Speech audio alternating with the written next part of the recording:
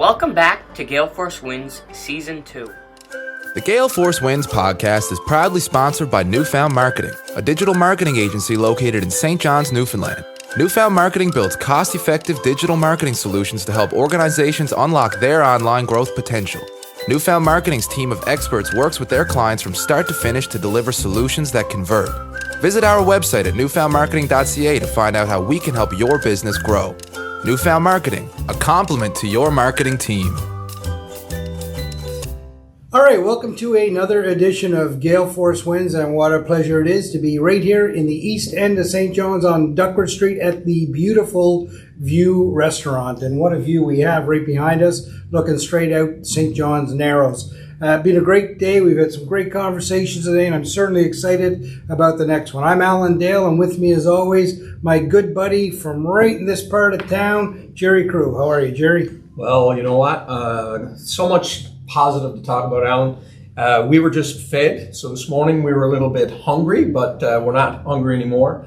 I had some sort of an oriental chicken and rice dish. It was fantastic. You had pan-fried cod. What a phenomenal meal. Again, back at the View, looking out at the View, and we have someone here who I know very little about, and that's what I love about this show, Alan. I don't know a lot of the people, but I really am interested in the conversation around what makes you tick, George. So we're going to delve into that. Yeah, it's going to be an exciting conversation with George Ford. On that piece of fish that I had, it was absolutely unbelievable. It was fresh Newfoundland codfish, and I'm sure that they gave it to a slow waiter and walked it through a warm kitchen because it was cooked perfectly. So well done to the chefs here at the View. So without further ado, George, why don't you go ahead and introduce yourself? Hi, everybody. My name is Captain George Forward, lately of the RCN.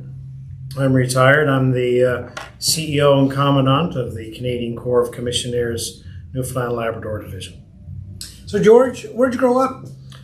I'm a Brigonian. I'm from Brigus, born and raised in Brigus back in the early 70s, a small town about an hour from St. John's, about 600-700 people, I suppose. And after I retired from the Navy, almost 2.5 years ago now, I knew that that's where I wanted to pitch up. So came back home to Brigus, and my wife and I are there with our twin 7-year-old girls. Yeah, 7. Wow. Well, we know each other from the Navy, Al. I'm 50. They're 7, so I'm tired. You're tired. I'm tired. I'm 56, and I have a 14-year-old, so I'm not that far off. Nobody, right? not. No, I dare say you can do it a nap too. George, what was it like growing up in Brigus? Because, I mean, Brigus is an absolutely spectacular part of this province. What was it like growing up there? You don't, as you know, Al, you don't appreciate Newfoundland and the wilds of Newfoundland rural living until you leave it. But I have to say, growing up in Brigus is fantastic. I was blessed. Both my parents worked, but they worked in non-traditional fields. My mom was a nurse, and my father he ran a couple of drugstores. So they weren't fishermen or farmers. But my grandfather, George Pomeroy, was the last man alive to sail with Bob Bartlett. Oh, wow. He was a British seaman for close on 50 years, and I practically grew up on his sailboat. Wow. So all those stories of the Arctic with Bartlett in the 40s, how to tell if a gale of wind was coming, the best time of the year to fish for what, everything about seamanship, navigation, and I should say he was a very, very proud Newfoundlander. Not so much a proud Canadian, but a very proud Newfoundlander, fervent Newfoundlander.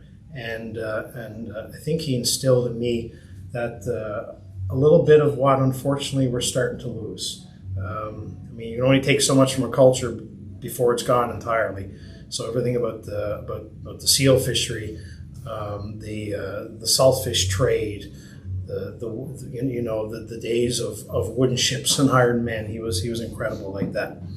I have one sister who is quite accomplished. She's with Eastern Health, and that's it. Quite small by the standards then for a Newfoundland family, but I grew up on the hills. I grew up on the water. I grew up beating around with the boys, as you know. So no, it was a very blessed childhood, I would think. Tell me a little bit more about your granddad there. Was that what sparked you towards the Navy? Well, no, I don't think so. He always wanted me to stay home a little bit closer. He was kind of pushing me towards the Coast Guard, but I think it was my father. My father started the Sea Cadet Corps out there, which coincidentally is named FEM Morrissey. That's Bob Bartlett's schooner. It's all ties together. Just growing up on the water, by the time I was ready to graduate from high school, 88, 89, wasn't a whole lot going on here. Mm-hmm. So unless you got a job in the offshore Alberta, you pretty much had to go. The moratorium, the thresholds in the moratorium, I couldn't fish. I was a good sailor, but I didn't know anything about fishing. So I think the Navy, my participation as a cadet, both the Navy League cadet and the Sea Cadet, all kind of pushed me in that way. And hey, that deal at RMC, free education and getting paid to boot, that was fantastic. And I don't know who was happier. Well, no, I do know who was happier. My old man was happier because he didn't have to pay. Because I was getting on a plane and all I had was the horror stories, right? He was seeing a tuition-free future. George, I want to go back a little step there and talk about Navy League and Sea Cadets. Oh, yeah. You'd be amazed, George, how many guests we've had on our podcast that had come through that youth movement and exactly what it meant to them. Tell us a little bit about your experience. Al, I'm not amazed. I mean, the facts are out there. There was a Maclean article some years ago that says 67% of all Canadian CEOs have one alma mater, the Royal Military Colleges of Canada. Wow. 67%. You gotta be kidding me. I'm not. And 72% of everybody who goes to the military college, only one now, used to be three when I was coming up, were cadets. Wow. So where industry gets its leaders, where the backbone of Canada, I think, has a great source, is this absolutely free, poorly advertised, little known, fully subsidized youth organization. And you think about it too, in Newfoundland, it was the first secular youth organization. Right. We had the Church Lads Brigade, we had the Catholic Cadets, the Orange Young Britons, the Highlanders. You know, these are all broken up amongst religions, and then the Girl Guides and the Boy Scouts are broken up amongst gender. But the Sea Cadets, the Army Cadets, the Air Cadets, boys, girls, all persuasions. I mean, oftentimes, when my dad started the Corps in the 70s in Brigus, FEM Morrissey number 249, it was a big thing. I mean, parents had to be convinced to allow, Patty to go parade with Billy, and with Susie to go parade with Mary. Yeah. So I think for Newfoundland in particular, and we still have, the COVID took the guts out of it because they haven't been able to have really a lot of face-to-face training, in-person training. But there's still over 600 Sea Cadets here in the province, and probably as many Army or Air Cadets. And for a small place like that, that is fantastic. I would say that I have gotten, whatever success I have in life is always because it's part of a team. Either my family, the team, which continues to this day with my wife, the strongest woman I've ever met, and the girls, or the cadets. Or the Navy, it's always been part of a team. And I have to say the Sea Cadets really gave me a leg up when it came to surviving CMR and then RMC. Okay, so tell me about that. Tell me about getting on the plane or whatever it was to get up to CMR. Geez, how old were you? Well, 18, I guess. Yeah. 17, 18. Yeah, we got on the plane. I remember we put down in Montreal. CMR, it was a little bit of sadism in it, I think, because they sent all the Anglophone Newfoundlanders to Le Collège Militaire Royal de Saint-Jean. There was 3 military colleges: Royal Roads out in British Columbia. There was RMC, of course, which still survives today, and Kingston, where we all wanted to go. But no, you're going to CMR in Saint-Jean-sur-Richelieu, just outside Montreal. And they made it so that all the Anglos were paired up in a room with 2 Francophones. Right. And it was pretty much sink or swim. You went to university in French. Right. Full stop. And all I had, we know, La Balle Rouge. And I only picked that up from Sesame Street. Yeah, there's not a lot of French in Brigus. No.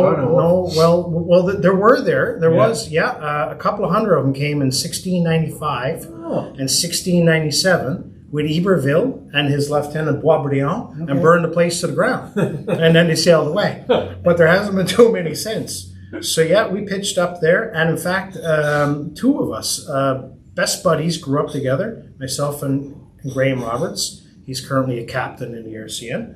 We grew up a softball pitch from each other. Wow. We're both in cadets together. We grew up sailing together. We ended up at CMR together, and they split us up between squadrons, of course. So now I got up there, and it was a shock, but quickly realized how much in common Newfoundlanders have with French Canadians. As they say, le même bouffe, la même culture, la même musique, the same food. Same culture, that outdoorsy type resource-based culture. The music is similar. It was only the language that tripped us up, but after a couple of years with the lads and a couple of pints, you pick up on it. So you had two French roommates. You still remember them? Well, yes, I do. One is he's now Major General Sylvain Manal, who is a CF-18 pilot and quite high up in 1st Canadian Air Division in the RCAF, and the other left after about 8 months in. But I'm going to tell you something now. Do we have time for a dit? We have the whole internet. So listen, the Francophones only had to do 7.5 hours of instruction a day. Mm-hmm. The Anglophones had to do 8.5 because we had to do an extra hour of French. Right. And that was just before lunch. So the boys would get back to the room about an hour or so before lunch, before I got there. Right, so you get back, all I had time to get back, throw the books in and form up to be marched down to the mess hall. But they had time to go pick up the mail. Right. So the Frenchmen, as we call them, would pick up the mail, see? And being a Newfoundlander, Mom and my grandmother would send up care packages. And that would be well picked over by the time I got there, right? Because it's impossible to overrate the appetite of an 18-year-old going through the military college system. It will be decimated. I have an 18-year-old at home who's not going through military college, so I know what it's like. More's a pity. So I complained about this. We had one 5-minute phone call a week during recruit camp, and I complained about this. My grandmother picked up on it. She was quite something. Eh? She was a jokester in town. Right. She got away with a lot of it in church, but I won't get into that. But anyway, she packed up. She got Gerald S. Doyle's cod liver oil capsules and took it out of the box and took it out of the wrapper and packed it up in baggies and wrote "Des bonbons de Terre-Neuve" all over it. And she packed this up and she set it up. And I guess the boys had about four fistfuls into them before it kicked in. Anyway, what a great story. That was the end of that. CMR was tough, but then after 3 years, I transferred to RMC and promptly failed because I was like a dog off a leash, right? Oh, boom! I'm English. I'm not an engineer in Quebec anymore. I'm an economics commerce guy in Kingston. So I thought I was smart, but no, I didn't. I didn't pay enough attention, I suppose. Spent too much time in Kingston. So you're in French and you're getting through it. You finally go to English and it falls apart. Yes, it's because of the town. The town of Saint-Jean-sur-Richelieu was somewhat limited in its appeal, I think, and we had to make our own fun on college. And the more time you spend in college, the more time you spend with the books, right? By the time we got to Kingston, that was just the temptations. You were down in the pubs listening to the Tragically Hip and all that, right? I was. In fact, I played for a band that opened up for the Tragically Hip. There you go. Yeah. Tell me about that. Oh, geez. So anyway, I'll repeat a third year. But when I got to Kingston, I played in a band called Sausage, of all things. I was a drummer. That was heady days in Kingston, 92, 93. Yeah. Steve's Attic and Tragically Hip and Blue Rodeo was just coming on the scene, and we were a good opening band because we had a very good looking lead singer, but not a great looking drummer. Right. No, drummers never are. That's why they stick them in the back. Exactly. So you were playing the drums in the band while you were a cadet at college. Yeah, absolutely. Wow. Yeah, you see that somewhat of a competition for my study time. Right. Yeah, I get it. So you get through. Get through RMC. I got through. I graduated in '95. I was not. I should say this, but I was literally. I have a piece of paper that says I'm number 1 on the reverse order of merit. Okay, So fair enough. I was the bottom of the barrel. Reverse order of merit. That's a great way to put it. I was close to that myself. What's that? I was Well, close. yeah, you know what they call the person who got the lowest marks in medical school, right? A doctor. Yeah. so George, that's great. So then where does the journey take you? 95, I graduated to the immense relief of the faculty of RMC, and with the commandant saying leave now before I change my mind, I immediately got dispatched. Sorry, I was commissioned as a logistics officer in the Navy. So I was dispatched to the East Coast Fleet, and soon after joined a series of ships over the next 8 and 9 years. They'd intersperse sea time or ship postings with shore time to consolidate your learning.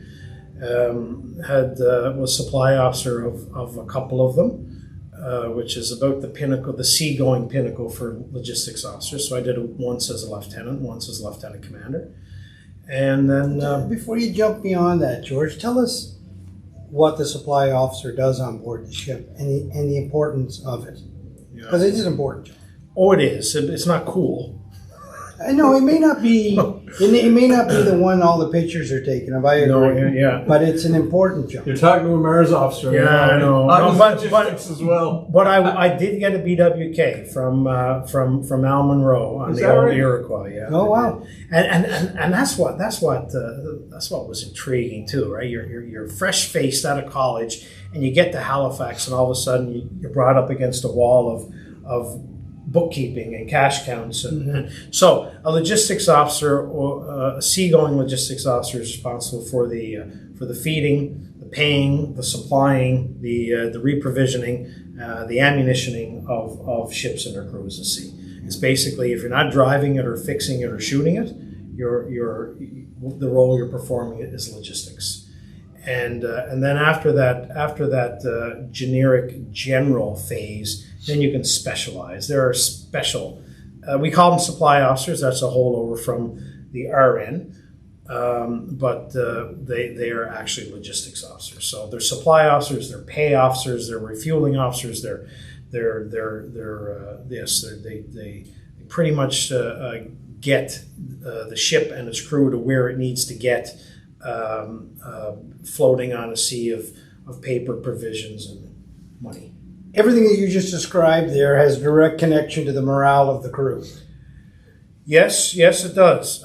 Which puts the onus on the supply officer of the ship. I have to be careful now because they call them logistics officer now. But we're 30 pounds ago, Al. Yeah. They were supply officers, and yes, so the onus is on us. And you rarely catch laurels when things go fantastically right, but by something hicks up. Right.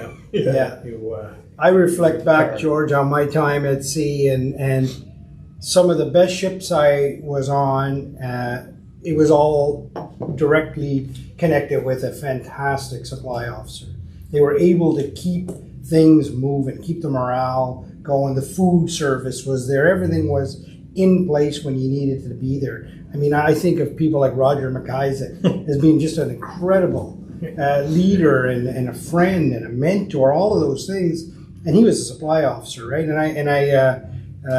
Anyway, I just, when I reflect back, and Mark Watson, another great example, right? Mark and I sailed, and Mark cadet as well. Mark came through the cadet organization, but just really holding things together in that role, such a vital role. So you did that, and then you did your sea time. Where did you go next? I went interspersed with a sea time. I did tours in Alert and in support of Afghanistan, of course, a couple of times over there. I commanded a UN task group in Sudan. I dabbled with the UN in a couple other places like Kosovo and the Congo. Yeah, it's look. I did a lot of weird and wacky stuff, and I managed to avoid a lot of the office jobs. I did 5 ships, and typically you get 2, one to train on and one to lead the department in. So yeah, I've been blessed with a lot of international deployments. I think 11, arguably 12, but 11. One was cut short when a war broke out. But then and then I ended up interspersed with all this finally. In a hard admin pay position, director of military pay and procurement in Ottawa, and that was something else. I had the biggest budget in Canadian Armed Forces pay. Pay, and we were using a system that's arguably 25, 26 years old, and it would burp and clunk along, but it never failed. And in fact, at one point, they were even looking at it as an alternative to Phoenix. But No, we were out for Phoenix. yeah, I was there. Yeah. Okay. So I had hundreds of staff, hundreds of civilian staff, who made sure that not one private, not one corporal, not one captain in the entirety of Her Majesty's Canadian Armed Forces pay was buggered up. Yet some of them hadn't been paid for months on end. Incredible. Really? Incredible. I can't, we joke in some circles about the public service, but I have to say that the civilians I work with in that particular directorate were truly dedicated to the cause, while suffering great privations. Right. What rank were you then, George?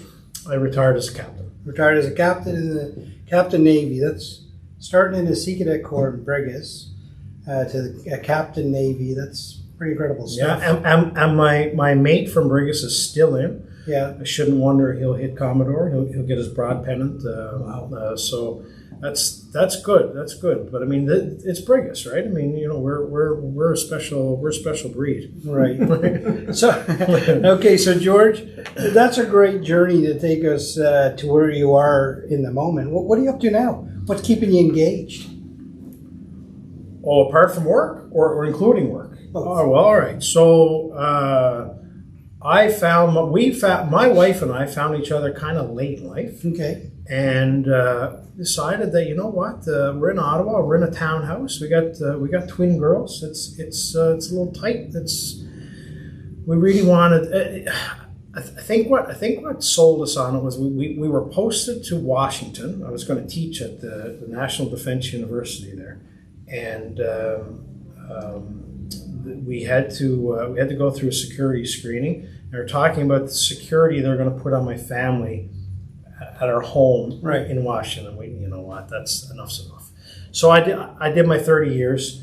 That was around the beginning of 2019. The job for CEO of the Canadian Corps of Commissionaires, Newfoundland Labrador Division, came open soon after. I put in an application, a series of interviews, went through. I know there was quite a few interested because it's a really good job. Right. And luckily, fortunately, I had what the board thought it took, and I found out. I got the job offer in July. I got out in August, and I started in September. Wow. July of 2019. 2019. Right. We packed up in August, and I literally started work the day after I had ferried the second car down here. Wow. So you were here in time for Snowmageddon, and then subsequently the pandemic lockdowns. So the Canadian Corps Commissionaires were not federal employees. We're private companies. There are 15 private companies scattered across the country, only sharing a brand. Is that right? We do have a national office and we have a national board, but really these are 15 autonomous, individually incorporated companies scattered across the country. So Commissionaires Newfoundland and Labrador, we're it. I answer to my board, and my board are some pretty accomplished and august individuals, but it's always been that way. If you look at our original articles from 1949, 1950, When we joined Confederation, of course, this is a great organization, a startup here, a security organization. Ayers, Crosby's, and Sir Leonard Outerbridge was our first patron, and the Reeds, the Stenhouse. I mean, these were the Newfoundland, the intelligentsia, the merchant princes, right? Yeah. We were in. So Canadian Corps of Commissionaires started back in 1925 on the mainland to give meaningful employment to returning vets from the Great War. Since grown into, as I said to you before, 15 individual divisions across the country. Now we employ veterans from the Canadian Armed Forces, the RCMP, their families, and pretty much any other Canadian interested in the security of the country or Canadians. Here in Newfoundland, we're about 600 to 700 strong, depending on the season. We have seasonal work. Like with Marine Atlantic, they open up a second route with cruise ships, with the national parks, for instance. We do have all the federal contracts. We have a right of first refusal on that because of our relationship with the military. And we have to keep that. So we are still the largest employer of vets in the province. We're the largest security company in the province and one of the oldest. So we're, and we have them right from Nain to Burin, from St. John's to Port aux Basques. Interestingly, you touched on my timing. So one of the first things any new boss does is tour. Right. So I got the Labrador, a couple of spots there, like Wabush and Happy Valley, Goose Bay, and a couple of spots here in the fall. And then we had Christmas, and then boom, we're buried for a couple of weeks. Yeah. And I had the trip canceled a couple of times because of weather. Shockingly. Yeah. I figured I'd hold off and now until the spring of 2019 and resume and do a cross the province tour, and boom, we hit. So this summer, this late spring, summer should be the time to actually see what I got out there. But get out there and see all the outstations. A lot of dedicated people. Right. Some of our staff have been with us for, we've got one serving now in her 39th year. Really? Yeah. Yeah, and we've got others. We've got a slew of memorial students because we've got flexible work hours, right? We were the first Newfoundland company to hire Syrian refugees. We're endeavoring now to get Afghan refugees. I have no doubt we're going to hire Ukrainian refugees that pick up here. We're not for profit. We give back everything we make once the bills are paid. We squirrel a little way in a savings account, but everything goes back to the staff. We supply all training, uniforms are free. It's just a happy place. Everybody's there because they want to be there. Yeah. Right. My director of finance just got out of the Navy. I've known her for almost 20 years. Wow. Natalie Hiscock, you should talk to her. A hockey player of some repute and currently an officer at Cabot. Okay. My director of operations used to be CEO of the school board here. My director of admin was an RCF storesman, but she's been with the Corps for a long time. It's just a lot of good people. Eh? A lot of talent there. A lot of. I hesitate to use the word, but mature talent. Our mean average age is a little advanced, albeit, but you know what? For sober second thought, yeah. And George, we often ask people in your position to talk a little bit about the team, but I didn't have to ask today. It just came out naturally. No, you must be very proud of them. I am. I'll tell you one thing too. I feel comfortable because I'm so well supported by a board. Mm-hmm. The chair of the board is Tony Stack. Mm-hmm. A retired general, but still carries the rank, of course. CEO of the school board. He's a little busy right now. He's up to his ears and has been for a couple of years. But we've got board members, like recently retired from the board, Earl Ludlow. We've got Julie Avery and Gail Penny, and Randy Mercer and Don Newell. These are really they're scions of Newfoundland society. And it's amazing. I was talking to you before. When you leave here when you're 16, 17 years old, you don't realize how connected everybody is, right? Yeah. You know what they say. If you don't know someone in Newfoundland, you're related to them. But you come back and you realize you know there's a score of good people out there who want nothing but the best for the province and its people. You just got to corral them into a room, and all of a sudden sparks fly and things starts happening. Yeah. Canadian Corps Commissionaires Newfoundland and Labrador Division, we're small. We're tiny compared, stacked up to other divisions like Commissionaires Ottawa. Right. They're 10 times the size and taking 20 times the cash. But we got electric vehicles first. Imagine that, Newfoundland. We got electric vehicles. We hire more refugees. That kind of thing. Because we're small, we're flexible. With that 600-700 people, I have an HQ of 9. Wow. That's it. Yeah. So with that size, that flexibility, basically our official mandate is to employ veterans and those who want to help secure Canada. Our unofficial mandate is to put as many Newfoundlanders and Labradorians to work as we can. George, Newfoundland and Labrador punches above its weight. Always. Always. Why is that? 400, what is the recipe? 450 years of inbreeding. Look, we've grown up as a race of people who had to fight and claw and scratch for everything, and maybe that's not the case anymore. Maybe we're going a bit soft. I don't really think so. It's bred into us, but I just think that 1,000 years 500 years we've been here, but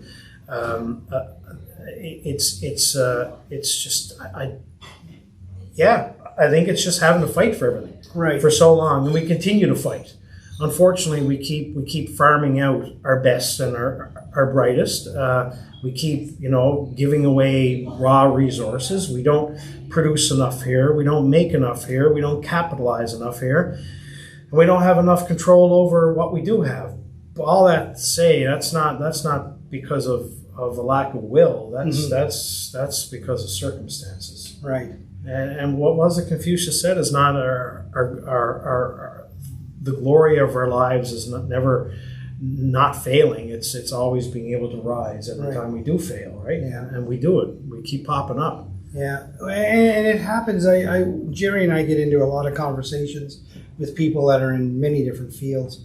Many of the conversations have stemmed around the tech sector and some tech in the medical area and things like that. And it's just amazing to see really creative and innovative things coming out of this small little part of the world. And to me, the secret to the success is that people are there to support one another. They want to see each other do well. They want to see people thrive here. They're not jealous because I think in this province, everybody understands the term that a rising tide floats all boats. Yeah. You know what I mean? And I sense that you have that in the Commissionaires as well. We do, and it's that part of a team I was speaking about earlier, like family. We're pretty family-like. Mm-hmm. We don't get too wrapped around the axle with regards to policies and procedures. If it makes sense not to.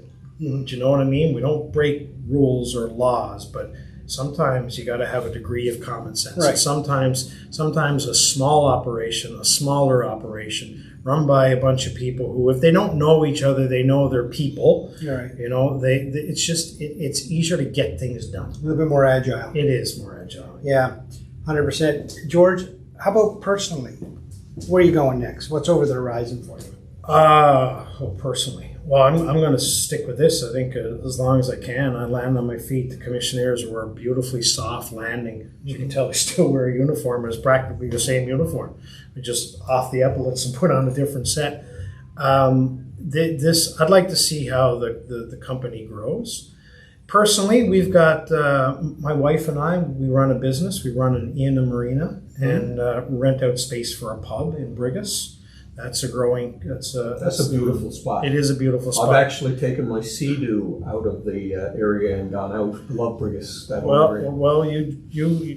won't throw rocks at you anymore. Okay. It's Pomeroy's Key is the name, and we've been there. The family's had it since the 1700s, so it's a big emotional attachment. I still write. I'm published. I got one novel published. And really? One would say, judging by the sales, the only one. So did you write that while you were at sea? No, I wrote that in Africa. Imagine. In Africa. Of all places. What's the title? Pomeroy's Key. and the next 2 or 3 are on the shelf. But I honestly haven't pursued publishers, so maybe I'll give Breakwater a call. Did you always want to write a book, or how did that come about? Everyone always wants to write a book. Yeah, that's true. No, I said that to someone one time, and he's like, "No, that's not true. This guy's a writer." So, well, I wouldn't mind. you know what? Just being able to look over your shoulder in the office and see your name on the spine or something, it's all right. It's a little bit of narcissism, I suppose, but no, it's what I wanted to do, because even early on, I don't. Maybe I'm just a geek, but even early on, all those stories you hear sitting on the kitchen floor, right? From great uncle Cyril and great aunt Emmy and Skipper and Nan and the boys, right? Yeah. The stories you hear, that they're going to go away. They're going to die. So I had to put a few of them on paper, and then a few became a few more, and then a lot. And then, well, hang on a tick. I don't remember who this happened to or where it happened. So I'm just going to write them all into a story, build it around a character who grew up on, surprise, surprise, Pomeroy's Key in Brigus, and chase it along. And there's 4 subsequent books written. There's a series about this young lad who grew up in the First World War. Again, I got the first one published up and along. It did well, actually. It topped about 6,000 copies in sales. But I just haven't sourced out for the second, third, fourth, and fifth.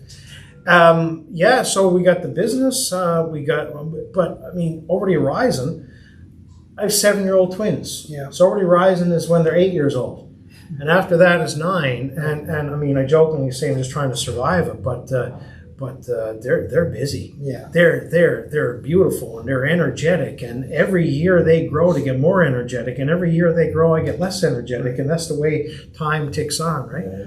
I used to work with a lady who had same age as me. She had grandchildren.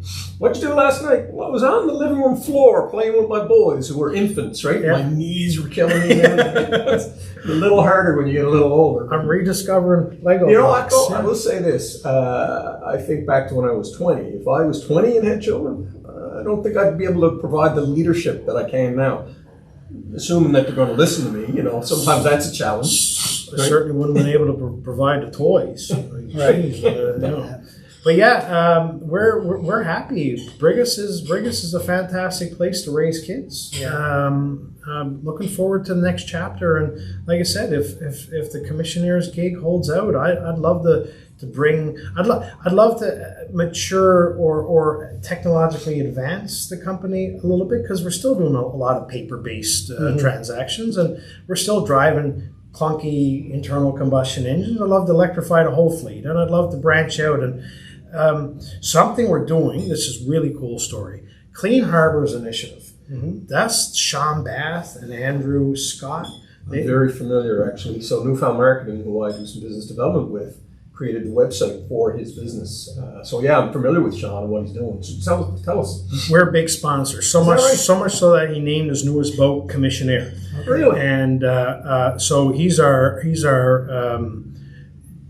not de jure, but de facto marine division. So if we come across a contract out there that we need some dive work done, we'll call Sean. But in the meantime, I use every soapbox I can climb on to trumpet his cause. I mean, here's the thing. We don't see. You remember growing up here, the place was littered in garbage. It was garbage everywhere because we didn't care. And now all of a sudden it's tidied. It's people care. Now you're going to get a honk and a finger if you throw a coffee cup out the window. 30 years ago, everyone did it, right? What we don't see is what's on the bottom. And these guys go out there year round.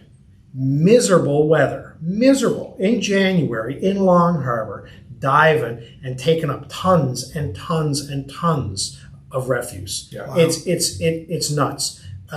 Hickman's Harbor, Ochre Pit Cove, Brigus, Cupid, you name it, they're everywhere they're asked to go, and in some places they're not even asked to go, and they do all this all on donations, and towns can apply for grants to get them out there. And of course, when they do, if anyone notices, the boat's called Commissionaire. So there you go. I did not know that, but there's a documentary actually out, Hell or Clean Water, I think it's called. Yeah, something like that.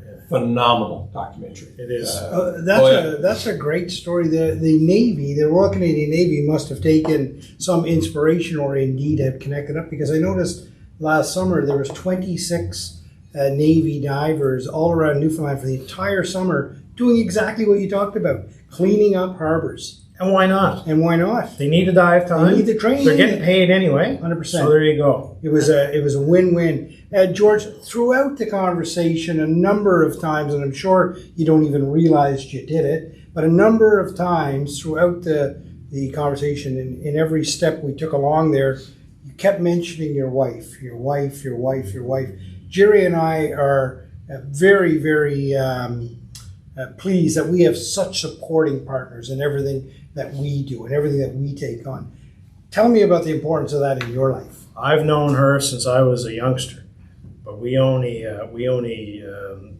got together very recently. Jennifer Barry. Now her people are Roberts from Brigus. Those have 450 years of inbreeding. No, her people are Roberts from Brigus. Her dad is Barry from on the west coast. Until the mix up there. Well, she can trace her ancestry back through the Halapu Nation as well. But incredibly strong woman. From Newfoundland stock, pretty much grew up in Alberta, but came back here for university and kind of stuck it out back and forth a little bit. But she got snarled up with me a few years ago, and that's it. I mean, sometimes it takes a couple of false starts before you find the one, but when you do, you hang on to her. She's, again, strongest woman I know, certainly with the biggest heart and a hell of a lot of patience. Put up with Ashlyn, Isabella, Killick, the puppy Portuguese water dog, but most especially me. She holds us all together. Juggling it all. She's the glue. Wow. Yeah. That's fantastic. George, we always ask our guests to leave the audience with a piece of advice. You're a guy who's had one heck of an interesting journey. What would that piece of advice be? Al, honestly, mate, like you, I don't think I regretted a day in the Navy. I landed on my feet, mate, and coming back here, I left the Navy at the right time. I got just a little bit too old and creaky to do what was required of me, and coming back, I can honestly say that I have no regrets because I never shied away from anything. And the only regrets I do have, the odd incident here or there, is the stuff I did and never the things I didn't do. Mm-hmm. So all I can say is go out and seize it. You never know. You never know where you're going to get by shaking that woman's hand, or you never know who you're going to meet by shaking that man's hand. You never know if you're going to get the job unless you apply. You never know if you're going to climb unless you start. So just do it. Just do it. Get up off your arse and do it. Get up off your arse and do it. I couldn't get cleaner than that. George, we always ask our guests as well, as a way to inspire the next generation coming through. A very simple question, but it might be complicated to answer. What would you tell your 20-year-old self right now? We saved the best question for last. Avoid January 13th, 1992 at all. No. What would I tell them? I would tell them don't sweat the small stuff, because just be honest and do the right thing. Just what would mom do? Do the right thing, and it's going to be okay, because growing up today, God, it's horrible. The debt, even before you walk onto the street looking for a job, the temptations, the distractions, good Lord. We're good. Keep going. I think that we grew up a lot simpler and it was a lot easier. But for a young 20-year-old George Ford walking out there on the street today, I'd tell him that believe in what your parents told you and taught you, and don't sweat the small stuff. It'll be okay. And again, go for it. Go for everything. Go for everything. Scattergun approach. You're going to hit some. Jerry, your thoughts? Well, I'm quite inspired by listening to you. Just listening to your career in the Navy, coming from Brigus, going into CMR, I believe it was called, in French. 3 years in French. Do dear God, it was hard enough in English for me. Yeah, Brig is a beautiful place. I'm inspired by the background as we're speaking. There's a ship going out. But just listening to your story, the Commissionaires in particular, that brand, turn that light off. It means something to me, but it means a lot more to me now listening to you tell the story. Many people there that I know, my father-in-law worked there for about 15 years, the end of his career, another career. So thanks for sharing this story with us. It was really interesting, Al. 100%. Well, another wonderful edition of Gale Force Winds, and what a journey George has taken us on from his granddad's boat, learning all about the ways that of Newfoundland that was passed down to him through stories, no doubt, from his grandfather, and then into the wonderful youth organization that is a cadet corps, and to military college, and a wonderful journey through the Royal Canadian Navy, and now back home and making a difference with the Canadian Corps of Commissionaires. What I really enjoyed about the conversation here today is that it was just genuine. It was authentic. It was real. Before we started the podcast, George had said to me, I'm not sure that I can compete with some of your guests, and I'm not sure that I can provide the level of inspiration that others did. And you couldn't have been more wrong, George. That was a wonderful conversation, and I too like to leave the podcast with my own piece of advice, and quite frankly, the world needs more George Forward. So thanks, George. Thanks, Al. Cheers. Good day. Thanks, Jerry. Thank you for tuning in to Gale Force Winds. That's Gale Force Winds, WINS.com.